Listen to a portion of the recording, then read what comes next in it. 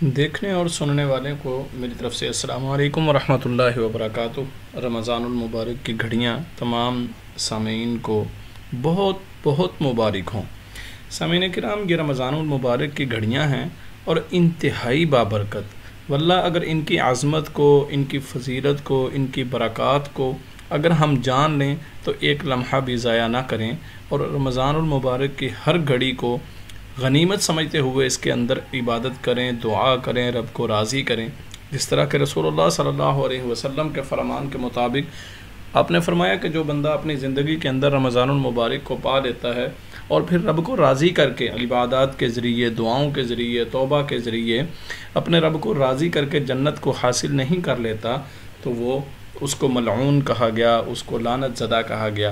تو انتہائی بابرکت گھڑیاں ہیں۔ اس بات سے بھی سمجھ آتی ہے کہ اللہ رب العزت اس قدر نرمی اختیار کرتے ہیں رمضان المبارک کے اندر، اس قدر کثرت کے ساتھ لوگوں کی معافی کے اعلانات ہو رہے ہوتے ہیں کہ انسان جو ہے وہ اس وقت کو کسی حالت میں بھی ضائع نہ کرے۔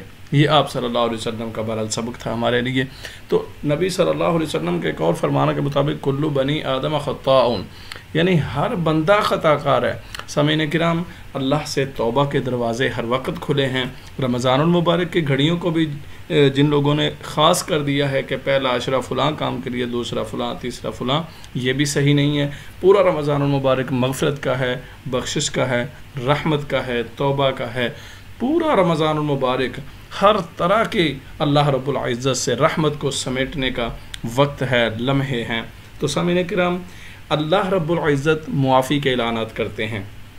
بنی اسرائیل کا ایک واقعہ بہت مشہور ہے، میں اسی کو آپ کے سامنے رکھنا چاہوں گا کہ بنی اسرائیل کے اندر جب نبی وقت لوگوں کو لے کر باہر نکلے اور اللہ رب العزت سے بارش کے نزول کے لیے، دعا کے لیے ہاتھ اٹھائے اور اللہ سے بارش کو مانگا، تو اللہ رب العزت نے ایک شرط کے ساتھ بارش کا نزول جو ہے وہ طے کر لیا کہ آپ کی مجلس کے اندر ایک گناہ گار شخص موجود ہے، لہٰذا اس کو نکال دیجئے تو بارش کا نزول ہو جائے گا۔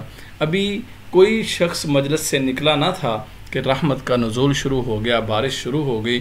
موسیٰ علیہ السلام کہنے لگے اللہ، کوئی بندہ نکلا تو نہیں ہے، تو یہ کیوں کر بارش ہوئی؟ اللہ رب العزت نے فرمایا کہ اس میرے بندے نے میرے سے توبہ کر لی ہے۔ سامعین، توبہ کا بھی بڑا انداز نرالا تھا اس بندے کا کہ کہتے ہیں حدیث جو ہے واقعہ اس کے اندر ملتا ہے، اس میں ہے کہ اس بندے نے اپنے دل ہی دل کے اندر رب کو راضی کرنے کی کوشش کی، اللہ سے توبہ کی، مغفرت کا جو ہے وہ سوال کیا اور آئندہ نہ کرنے کا عزم لے کے سچی توبہ کی، اور اس میں اپنے لب تک نہ ہلائے۔ کیوں؟ وجہ یہ تھی کہ اگر لب ہلتے ہوئے کوئی دیکھ لے گا تو پتہ چل جائے گا بندہ کون ہے۔ یعنی اس نے اپنی شخصیت کو چھپانے کے لیے ہر وہ کوشش کر ڈالی جس کے ذریعے سے لوگوں کو پتہ چل جاتا تھا، سارے ذرائع اس نے ختم کر دیے۔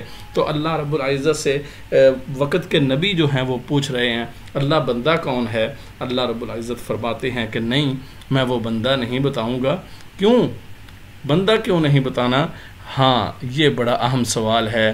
تو میرے سامعین کرام، اللہ رب العزت نے فرمایا کہ جب وہ میرا گناہ گار بندہ تھا، میں نے تو اس وقت اس کا راز رکھا، اس وقت اس کی عیبوں کو چھپایا، اس وقت اس کی عزت کا خیال رکھا۔ آج تو وہ میرا بندہ بن چکا ہے، توبہ کر چکا ہے، آج تو نیک بندوں میں شامل ہو چکا ہے، تو آج کیوں کر اس کے راز کو فاش کروں؟ اللہ اکبر۔ سامعین، کہنا صرف اتنا چاہتا ہوں کہ رب کے ہاں توبہ کے لیے کوئی گناہوں کی کم ہونے کی شرط نہیں ہے، کوئی علم کی شرط نہیں ہے، کوئی بھی ایسی شرط نہیں ہے جس کو ہم پا نہ سکتے ہوں اور اللہ سے دور تر دور ہوتے جا رہے ہوں۔ سامعین کرام، کوئی شرط نہیں ہے، شرط صرف یہ ہے کہ دل کی صفائی اس کے ساتھ اللہ کے سامنے حاضر ہو جائیے۔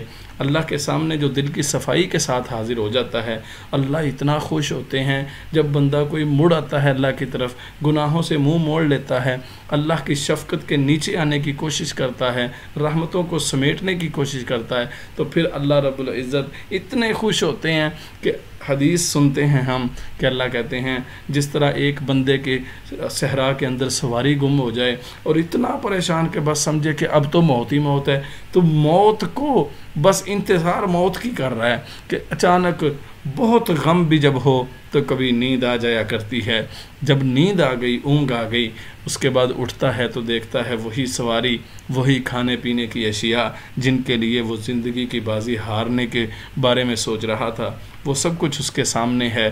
تو اسی خوشی کے اندر ایسی خوشی اس کو ہوئی کہ الفاظ بدل گئے، جملہ صحیح سے ادا نہ ہوا، زبان لڑکھڑا گئی، اور کہنے کیا لگا، کہتا اللہ تو میرا بندہ ہے، میں تیرا رب ہوں۔ اللہ کہتے ہیں جس قدر اتنی خوشی، اس قدر اس کو خوشی ہوئی کہ اس کو یہی نہیں پتہ چل رہا تھا کہ میں جملہ کیا بول رہا ہوں۔